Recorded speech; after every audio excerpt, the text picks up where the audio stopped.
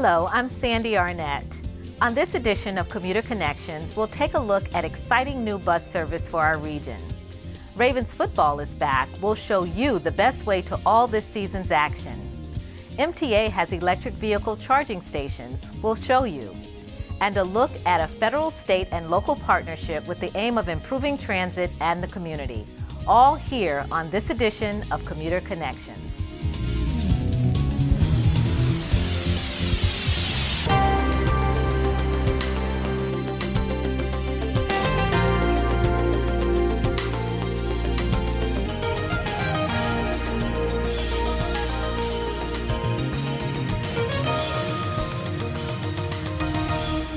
Welcome to Commuter Connections. As part of Governor Larry Hogan's plan to improve bus service in our region, MTA soon will launch 2 new bus routes to transport commuters and bridge the gap for travel between Baltimore and Columbia and Baltimore and Aberdeen. These new services will make travel easier for many who commute each day. MTA Deputy Director of Planning and Programming, Danielle Diggs, joins us with more. Welcome to the show, Danielle. Thank you, Sandy. Thanks for having me. You're very welcome. Now, we're talking today about reverse commute service. This is a new service that MTA is offering. Tell us a little bit about this whole concept of reverse commute. Sure. The intent of reverse commute is to provide connections to regional job centers. And so in an effort to ensure high quality transportation throughout MTA's service area, we want to make sure that we look at reverse commuting to various job centers. Okay. So how does this all fit into the plan, the Baltimore Link plan that Governor Larry Hogan announced back in October of last year? The Baltimore Link plan, as you know, is a total rebranding, total overhaul of the core transit system. One of the goals of Baltimore Link, in addition to ensuring high quality service and reliability, is to align the network with emerging and existing job centers. So when we look at reverse commute, that totally addresses the goal. Okay. So just to make sure I'm clear, how did the whole concept of reverse commute come to be? Well, we've heard from various stakeholders and partners. We've worked particularly with APG, which is Aberdeen Improving Grounds. They did a survey back in 2014, and there was an overwhelming response of we need connections and commuting options to and from Aberdeen. They are looking at hiring a lot of scientists, engineers who actually want to live in a metropolitan area like Baltimore City. Oh, okay. And so it's important for us to provide that opportunity.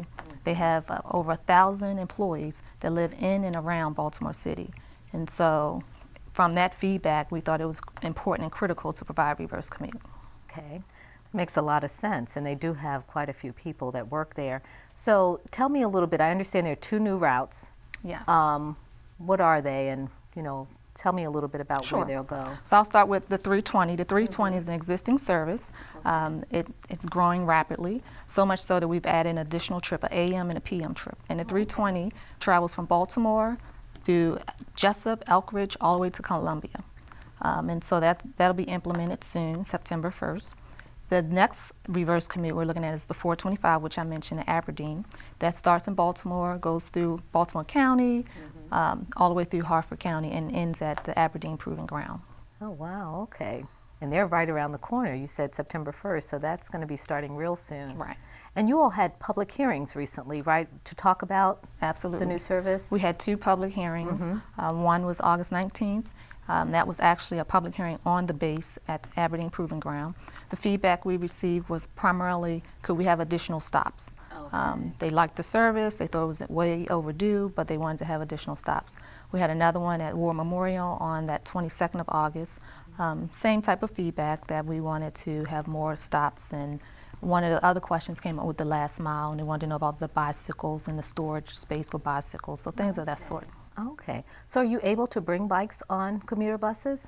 Well, that question came up, and it's based on, because the commuter bus is a private service, it depends on the type of service, the vendor itself. Okay. So for example, 425, the Academy will be, has that contract. Okay. And so a lot of times they could put it in the luggage space. Oh, okay. And depending on how crowded the actual commuter bus is, you can bring the bike on. Right, because they're like chartered buses, so Exactly. you could, like where you would have your luggage, right, put it right underneath. 'Cause Right. I know with the MTA, like the city buses, they the usually have bike them on rack. the front. Right. Okay. Right, and not all of the vendors, the private companies have that. So. Okay.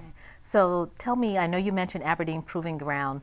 What other businesses or individuals in the area can benefit from commuter bus services, especially reverse commute? Well, in particular, you have your military, you have your civilian population, as well as contractors. There's a lot of businesses along Route 40, along the area where the commuter bus is traveling. Paul Martin Drive, Beta Boulevard. There's a lot of different opportunities along that strip. Okay, so tell me quickly, what would be the fares for the new reverse commute service? So the fares are the same. As you know, commuter bus, they have zones. So the fares will range for a one-way trip, $3 up to $5, depending on where they get off. So for the commuter bus, both the 320 and the 320 and 425, they have what they call zone 1, 2, and 3. So if you get off at zone 1, it may be $3. If you go the entire route to Aberdeen, it'll be $5. Okay, and with the new service, you have one starting September 1, and that was the 425? 320. 320. Right. And then the other one October 1st. Correct. And that's the 425. Yes. Okay. And if viewers want any additional information on commuter bus service, where can they go? They can find all this information on www.mtamaryland.gov. Okay, great. And they can go straight to the commuter bus page. Okay, Danielle, thanks again for joining us. Thanks That's a for lot of having good me. information, and good luck with the launch of the new service. Thanks, Sandy. Last month, federal, state, and local officials gathered in West Baltimore for the awarding of a federal Tiger Grant, which will be used to improve transit stops and communities within the North Avenue corridor, and MTA Commuter Connections was there. Federal, state, and local officials recently gathered at Coppin State University in Baltimore to celebrate the award of the final piece needed to move the $27 million initiative known as the North Avenue Rising Project forward. The project is part of Governor Larry Hogan's transformative Baltimore Link Transit Improvement Plan. Today, with our local and federal partners, we can celebrate the beginning of an efficient, effective transportation plan to improve the lives of many residents in this key transit corridor.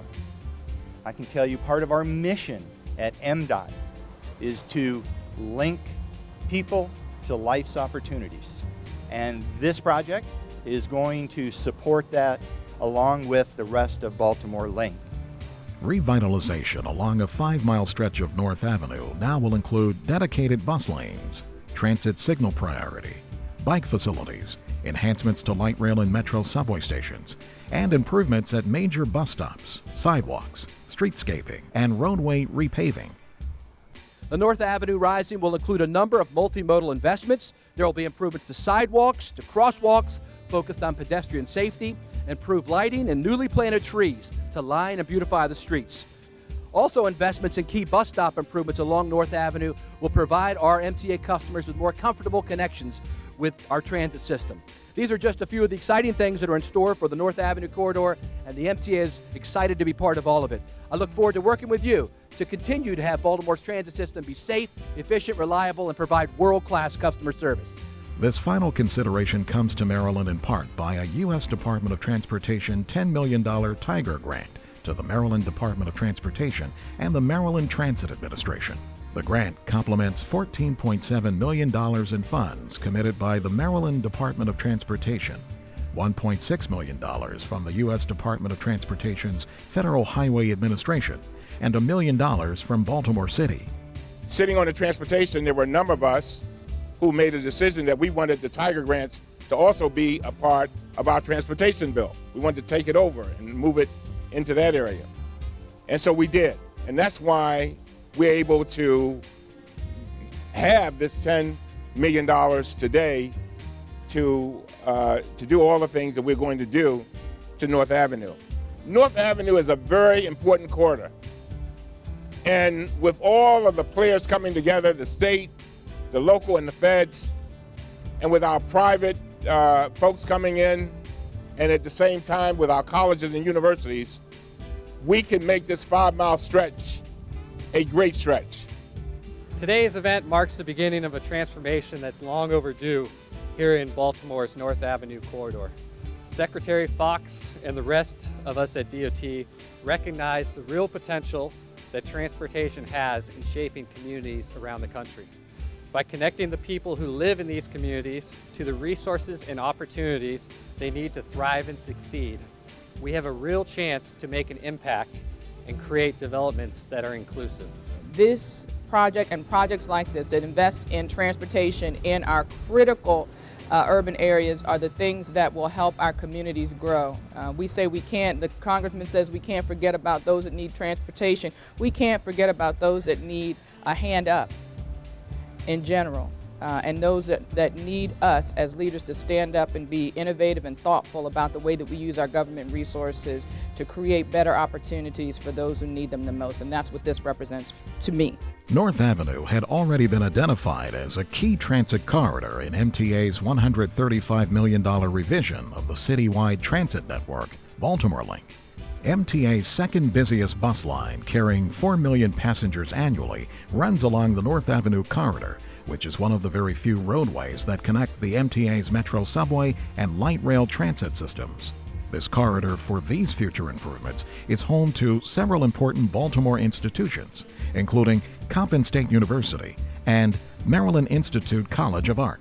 This project, which MTA and Baltimore City have worked closely together on, serves a common goal of revitalizing North Avenue to its full potential.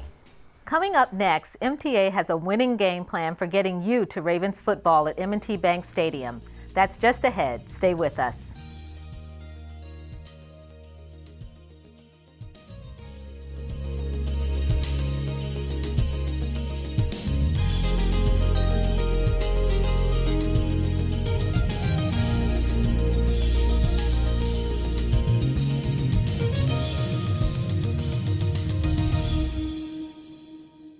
A moment in transit. The more than 30-year-old Baltimore Metro subway system was partially shut down between the Mondawmin and Milford Mill stations July 22nd through August 13th to replace and repair major rail components of the aging system's interlocking. The Metro interlocking is a rail component that allows trains to cross over from one track to another. During the period, MTA also utilized the time to perform additional needed rail replacement, track maintenance, and station improvements. During the scheduled 23-day construction period, which was necessary to address this critical maintenance, MTA minimized inconvenience to customers by providing local and express shuttle bus service to transport customers around the affected area. During the partial shutdown, service continued from Owings Mills to Milford Mill, and between Mondawmin and Johns Hopkins stations. Hard work and excellent planning by MTA allowed customers to travel throughout the period with as little inconvenience to travel as possible. Because these interchanges, as these exchanges had gotten to the end of their useful life, we were having to have some of our trains actually slow down when they were on them. So now that we've made the repairs, it'll help us be more on time because the trains won't have to slow down. They can go the regular speed as they cross over between tracks. We also were able to make some really nice improvements to the stations, to the attendant booths, while those 3 stations were shut down. So our customers will see a faster experience, less bumpy as they cross over, and also enhanced amenities at some of the stations. The Metro interlocking construction project was even completed a day ahead of schedule, so Metro customers could return a little earlier to their regular normal commutes on the system. The early wrap-up to construction was a very welcome and well-received gift to Metro customers, who now have an enhanced riding experience as a result of these much-needed and essential improvements. A moment in transit.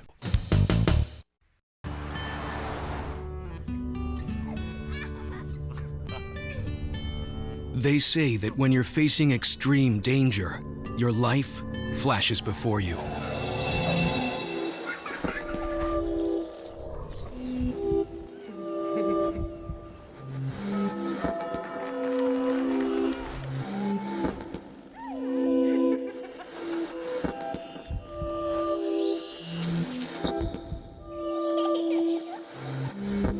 If you think that's sad, consider facing it before you even have enough life to flash before your eyes.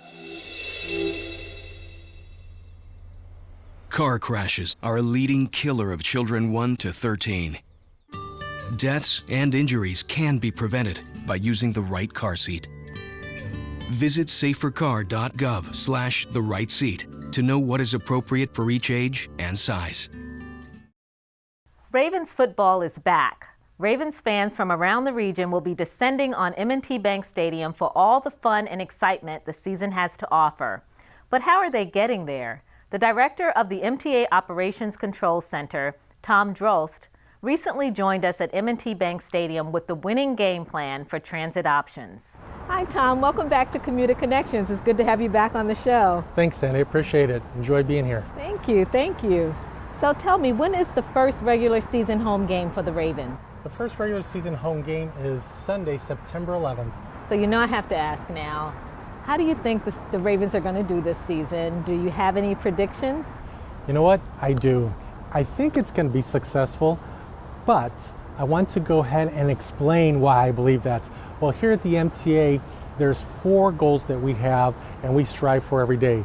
And that's being safe, reliable, efficient, and delivering world-class customer service. So I'm thinking that if the Ravens can safely protect Joe Flacco, if their team members can be reliable on every single play, when they have the ball, if they can be efficient in what they do, they too will deliver world-class customer service to their fans. Great, I like that analogy. I like that analogy. If they can pull that off, they can have a really great season, huh? There's no doubt, yes. So what would you say for those who are going to be coming over and checking out the game this season, what's the best way to get over to M&T Bank Stadium? I would say the best way would be definitely taking light rail. Light rail brings you right to the Hamburg station. It's very easy to have access to the ramps to and from the stadium. We do run extra trains on the ingress and the egress to go ahead and move those passengers. Also, you can take a bus and you can also take Metro Subway as well as the MARC. Oh, okay, so you have a number of different options for getting here. Yeah, definitely. Okay, and what's the cost? The cost, a one-way ride is $1.70. Not much at all. That's not bad at all. So how early can people catch transit to come over to the stadium, or if they just even want to get downtown? Yes, so light rail on Sundays operates between 9:30 a.m. and 10 p.m. Oh, okay, so they have quite a bit of time. They could be here, kind of watch the game and still stay around for a while and hang out all day. Yes, without a doubt. Okay, so tell me too, now I know that you mentioned the fare, $170, so that's not bad. What are some of the other benefits for taking MTA over to the game? So definitely, I believe, you're able to enjoy the football experience from the time you leave your house until the time you get back. And what I mean by that is that, you don't have to worry about the driving, you don't have to worry about the congestion, you don't have to worry about where you're going to park and those kind of costs. And you can just kind of relax and enjoy your family and friends and getting to and from the game. Okay, no, that sounds great. That sounds great. And I understand too that the Baltimore Ravens have an operations control center. Tell me a little bit about that center, what goes on there, and how does that assist with MTA transit on those game days? Sure. They do have a staff member that participates in their OCC here at the Raven Stadium. And what it does, it allows everybody who's working the stadium to provide that world-class customer service to the fans. It allows our staff members to be available, that if there's any request that they need from MTA, MTA is on site and they can respond back home to our OCC to go ahead and honor those requests. Okay, so I guess a good example will be if it's a night game, for instance, and maybe it goes over, you can communicate if trains will be running, a little longer in the evening to get people back to where they need to go. Definitely. So that person is the liaison between MTA and the Baltimore Ravens for what needs to be done. And a lot of times it's good to have somebody on site so we could actually see and feel what's happening here at the stadium, and we can relay back that to our control center so we can go ahead and put trains in place or different supervisors in place related to the platforms. Oh, okay. Sounds good. Sounds like it's a good working relationship just to make sure that customers are in and out and there are no problems. Yes, definitely. It definitely helps things run smoother and much quicker. Okay, great. Now, if anyone needs any information on taking MTA to the game, either for the kickoff on Sunday, September 11th, or for any of the Ravens games, where can they go for more information? Definitely, if they're looking for information related to transit, then I would suggest that they go to the MTA website and follow the different links that'll get them the information that they're looking for, or even if they went to the Baltimore Ravens website, that in turn will have a link that'll redirect them back to the MTA website so they can get any of their transportation information. Okay, great. Tom, thanks again. I appreciate you joining us on the show. Well, thank you, and go Ravens. Go Ravens. That's right. Coming up next, MTA is working hard to make the commute a better one for those who have electric vehicles. That's just ahead.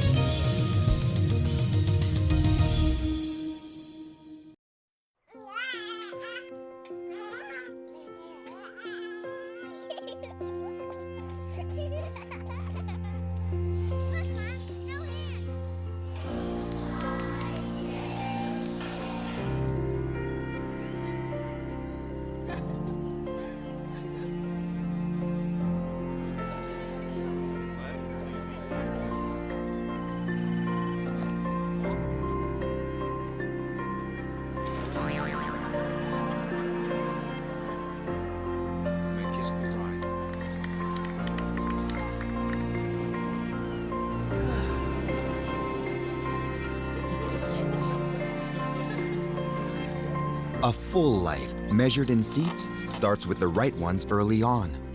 Car crashes are a leading killer of children 1 to 13. Learn how to prevent deaths and injuries by using the right car seat for your child's age and size. Take a look under your bed. Find stuff under there? What about jobs? No? Now try your closet. Still no jobs, just more stuff? Well, you really have both. See, stuff is defined as household articles considered as a group. Sometimes this stuff is no longer needed. Wait, no longer needed? That can't be right. Because remember those jobs you were looking for? Those are really needed. And they're the stuff inside your stuff. Our job is to unlock those jobs. And it starts when you donate your stuff to your local Goodwill. Here's how we do it. When you donate to Goodwill, we sell your stuff to provide job training for people right here in your community. So just by teaming up with Goodwill, you help create jobs. And isn't that worth parting with the leftover keytar from your 80s cover band? Goodwill. Donate stuff, create jobs. MTA is working hard to bring safe, efficient, reliable transit with world-class customer service to public transportation in Maryland. As part of that effort, MTA has installed electric vehicle charging stations at a number of MTA facilities in our region. This is to assist commuters who have electric automobiles. MTA Coordinator Patrick McMahon recently joined me at the Martin State Airport MARC station for a look at these new electric vehicle charging stations. Hi Patrick, welcome to the show. Thank you very much. Now we're here today to talk about electric vehicle charging stations at MTA facilities. Tell me, how did that idea come to be? Started out in 2011, so that was a little before my time at MTA. But as I understand, the initial projects were funded through the stimulus grant and through sort of other efforts to encourage electric vehicle charging. And we first started out with locations at BWI Airport and the White Marsh Park and Ride. And over the last several years, we've installed a wide variety of electric vehicle charging stations at rail and bus park and ride commuter bus stations throughout the state. And each time we're trying to work to implement generally programs from other state or federal agencies. And for the 11 locations that we've been working on most lately, those were funded by the Maryland Energy Administration through a grant from them. Now I know we're here at the Martin State Airport MARC station where we have the EV charging technology in place. Where are some of the other transit facilities that we have similar technology, and when did the service begin? Well, actually there are 11 that were funded through this grant, but there are a total of 20 locations that MTA has installed since 2011, and then there are 2 other stations at Penn Station. Baltimore City has installed electric vehicle charging, and at the Arundel Mills Park and Ride, local property owner there installed electric vehicle charging there. So there are a total of 22 of our rail and or commuter bus park and ride locations that have electric vehicle charging available. So tell me a little bit, when someone pulls up and wants to use the EV charging station, how does it work? If you just pull into a station like here at Martin State and you look and see whether the parking spaces in front of the electric vehicle charger are available. And there are 2 parking spaces at most of our locations. At West Baltimore Mark we have 3 spaces available, and at White Marsh and at Penn Station, and not at Penn Station, at BWI we have 5 spaces available at each of those. And so you'd simply pull into here, you'd tap your ChargePoint card there, and you'll get a ChargePoint card. If you own an electric vehicle, they'll probably give it to you when you purchase the card. And then that will allow you to release this plug, and you can plug that right into your car. And if you're gone for 6 to 8 hours to a regular work day, you should be able to come back to a fully charged vehicle. How long does it take to actually fully charge a car? It really varies by the type of car and the type of charger, but in general, we have level 2 chargers, and so they should be able to charge the vast majority of electric vehicles during the course of a regular workday. And so we really are targeting this at people that are working a full workday and using MTA as their primary commute mode.